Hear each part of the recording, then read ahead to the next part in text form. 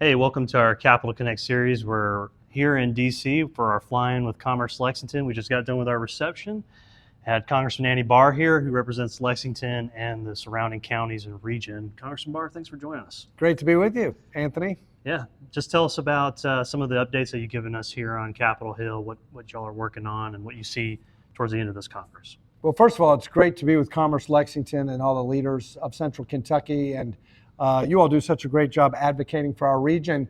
A lot of exciting things going on, and the work that we are doing in Congress really aligns with the public policy agenda of Commerce Lexington. We passed the 21st Century Road to Housing bill.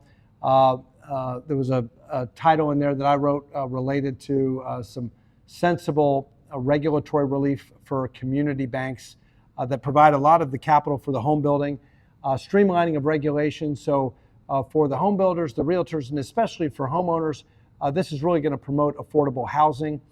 Then last night in the Congress, with a bipartisan vote, we sent a very important piece of legislation, the Main Street Capital Access Act, which is a collection of about 35 to 40 bills, many of them bills that I wrote as chairman of the Financial Institution Subcommittee, that again build on that success, provide meaningful regulatory relief for our community financial institutions to help lower the cost of credit, make the dream of home ownership more affordable, to help entrepreneurs on Main Street, to provide those small business loans and those agriculture loans.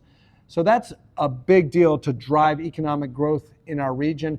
And then we're going to be hosting two members of the administration's cabinet right in Lexington and in Central Kentucky coming up. Chris Wright, the Energy Secretary, he'll actually be with me most of the time in Western Kentucky. We're going to visit a Western Kentucky coal mine, an Alliance Resource Partners coal mine, Riverview. And then we're going to go over to Paducah, where the Department of Energy has invested over $1 billion in Paducah to make Paducah a nuclear fuel hub.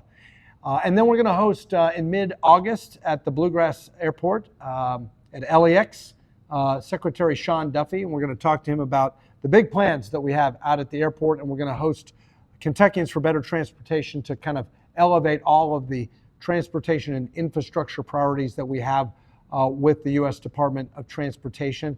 And then we just passed a National Defense Authorization Act.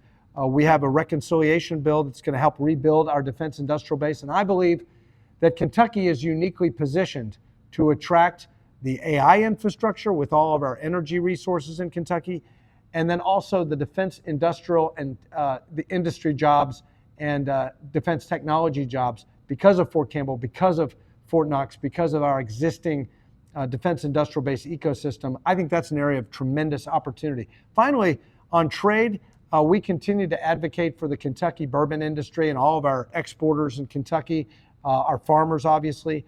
We can open up India. I talked to the Minister of Commerce from India the other day, and he made a commitment to me that we're going to lower those Indian tariffs on Kentucky bourbon exports to at least parity of Scotch whiskey and Irish whiskey, maybe better than that. If we open up India, that's 1.5 billion people, the second largest whiskey market in the world. We could triple production in Kentucky and still not be able to meet demand. So I'm very hopeful that we're going to be able to accomplish a lot of these goals for the Commonwealth of Kentucky in the coming year. Well, Congressman, thanks. You covered a lot of points that are really important to our industry, our members, and we appreciate your time and spending it with us this evening. Thanks. Hey, great to be with you.